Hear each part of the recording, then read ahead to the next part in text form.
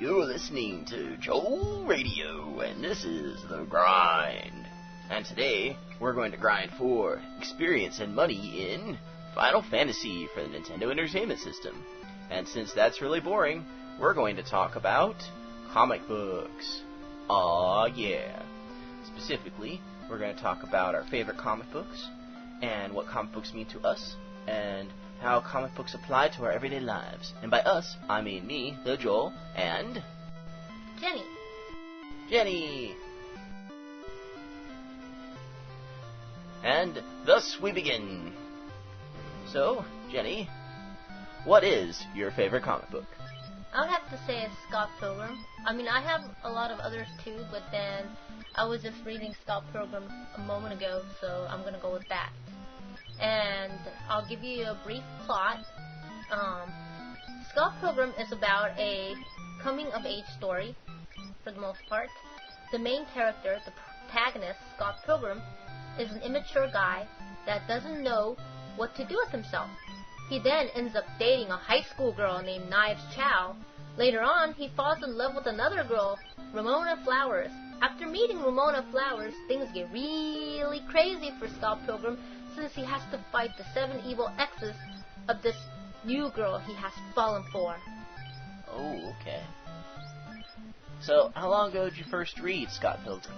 Well, about 2010. Yeah, 2010. Summer of 2010. Ah, I see.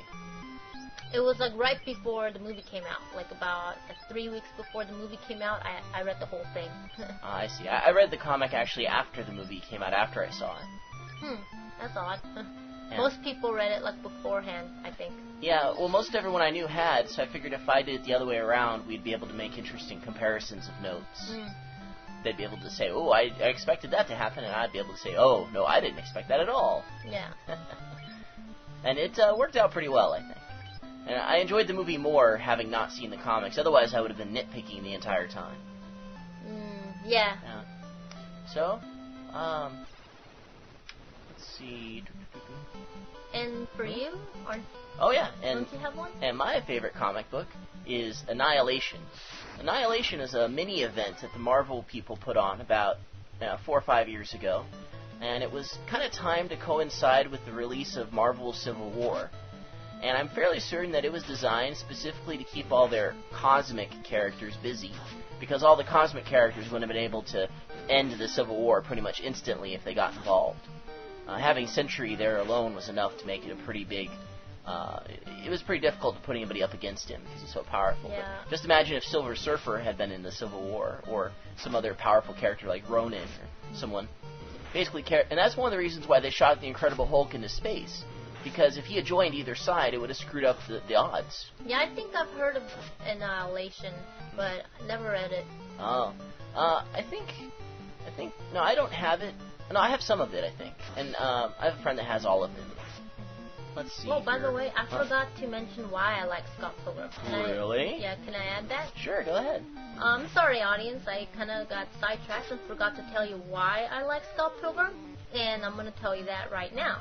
I like Scott Pilgrim because it's very realistic, and I can kind of relate to it to a certain degree. The characters of the Scott Pilgrim universe is very familiar to me. The world of Scott Pilgrim can be a bit over the top, but it has elements of the universe I live in. The most favorite thing I adore about Scott Pilgrim are the characters. The characters are well developed, and therefore people can really relate to it. I agree. It has a lot of very human-feeling characters in it. The author has a really good way of capturing humanness that some other comic book authors, they don't really seem to grasp. Yeah, a lot of the comic books that I read prior to this, it seems so fantasy-like that sometimes you can't get your head around it, you know? It seems like something that you would just see in your dreams, maybe. But with Scott Pilgrim, it seems very real and human, like what you just said.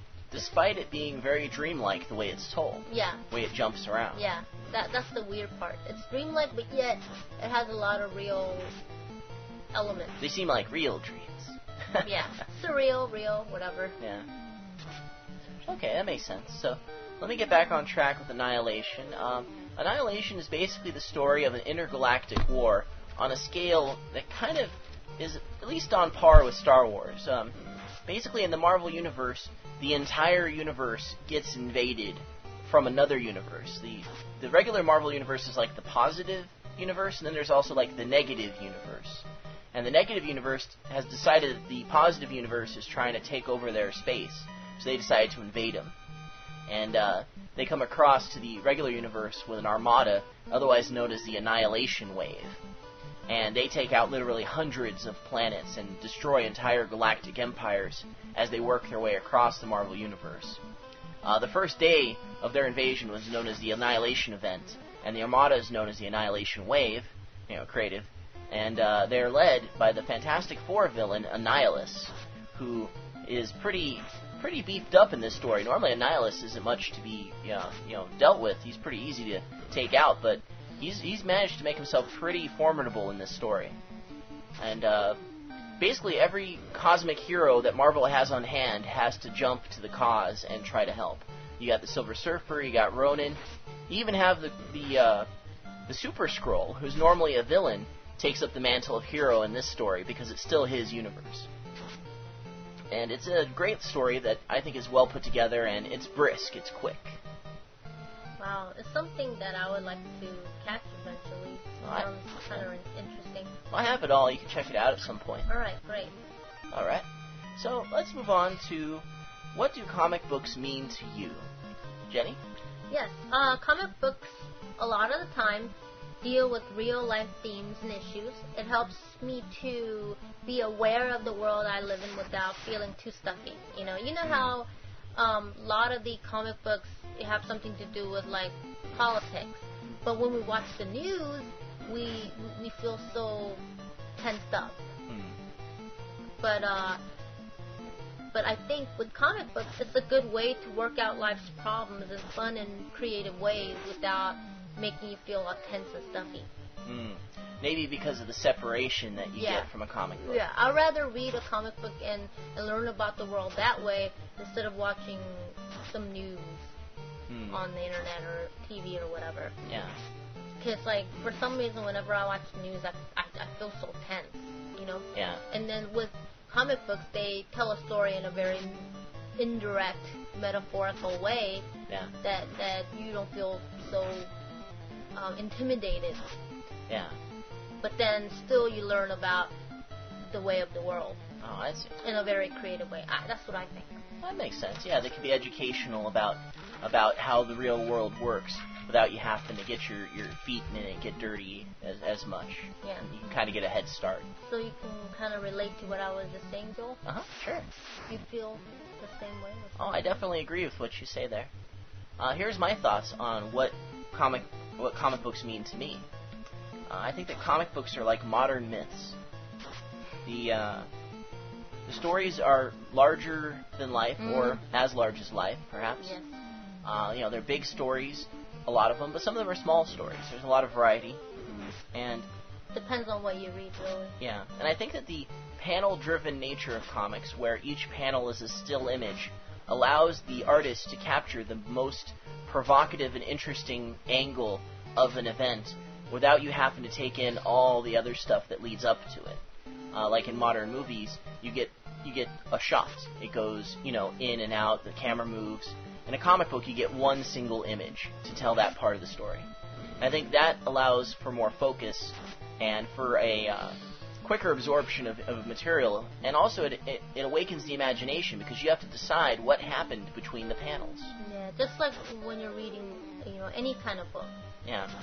I feel like that otherwise, video games and movies, they kind of fill in the gaps for you, so you don't have to work as hard while you're watching them. I think they're good in, different ways. Yeah. In my opinion. Yeah, but I think that's the strength of comics. Like with comic books or any kind of literature, it activates your, imaginating ability. Yeah. It wakes up your mind and it helps you to practice be a very imaginative person. Yeah, but yet, at the same time, like what you just said about video games, movies, and whatnot, they fill in the gaps that you can't, imagine because you're still a beginner and you're working at it and trying to get better at it. So maybe that'll fill in the gaps and help you become more imaginative as well. It's like an additive or an extra side dish or something that'll like help you enhance your imaginating ability. Oh, I see. Yeah. I also like to think that that comic books they expect you to be slightly more alert mentally than movies do, because of this extra work that you have to do, or it requires a different kind of alertness. You don't just have to keep your eyes open and your brain running. You actually have to be involved somewhat. And with certain scenes, you gotta try to like kind of interpret what's going on.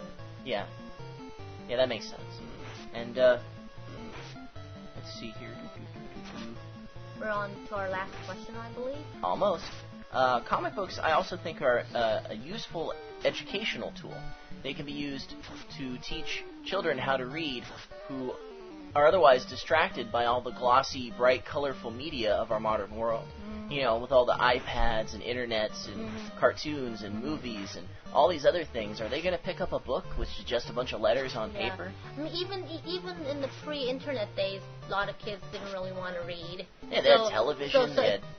So if you ask them, you know, if they read it all, they would say no, but I read comic books. I came into kids like that when I was growing up. Yeah. You know, I would ask, hey, do you guys read? They're like, no, but we read comic books. You know? And hopefully that love of comic books led them as adults or as young adults into eventually getting into reading. I think similarly, the Harry Potter books, with their level of popularity, attracted young readers who might not otherwise read books. Okay, now we go on to the last question. Ta-da! Oh yeah, we all leveled up. Awesome! Oh, this guy, he just now did. Okay, so, final question, Jenny. Yes? How do comic books apply to everyday life?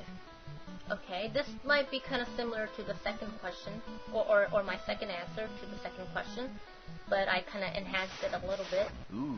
I think a lot of things that we see in comic books somewhat deal with our real world. The characters are even inspired by actual people in our universe. The things that the comic book characters say or even do are relevant to our universe. They deal with the experiences that the everyday people go through, have to make important decisions and solve problems as well. By reading these kinds of comics, you know, us regular people can be inspired and motivated to do certain things to make things happen for ourselves or even for the world, you know, at large. Oh wow, that's great. I agree with that. That all makes perfect sense to me. So what do you have to say, Bill? I would say that I need to tell these guys what to do real quick, and I will remember. The pink things, I don't know what they are, but... Those are creeps. See? Those are creeps in the video game world. Yeah, they hit really hard when you're low level. At this point, they're not as much of a threat. They look like they have sharp teeth. Yeah, lots of them. They're very similar to gibbering mouthers from Dungeons & Dragons. Cool. Okay, so... And they're pink like mushed bubblegum. That's right. More like exposed flesh, I think. Yeah. So... how do comic books apply to everyday life? My opinion, comic books speak the language of real life, but they do it with an accent. An accent of hyperbole, of the tall tale. So it's like a real life story, but put through a filter. Kind of made a little bit hyper-real, you know, kind of exploded and amplified to the point where it's larger than life, but it's still life multiplied. There's still, you can still find the core of truth in there. Yep, I so agree. Let's see. Yeah, I think metaphors are very important in comic books. Yeah, almost every comic book, especially the superhero ones, are a metaphor for a person. If you took all the characters in a comic book and said they were different facets of one person's personality, then you could say that the character, the superhero fighting the villain, is like two sides of a person's personality at war, a person trying to make a decision or something. And I don't know if this is relevant, but I think anime is same way. Oh, very much for instance, so, yeah. Like with Haruhi Suzumiya, we have three main girls, you know, Mikuru, Haruhi, and Yuki. Yeah. But then they're essentially like three different personalities made in one. Yeah, you could say that each of them lack what the others have. Because there's no person in human history, that's just one way.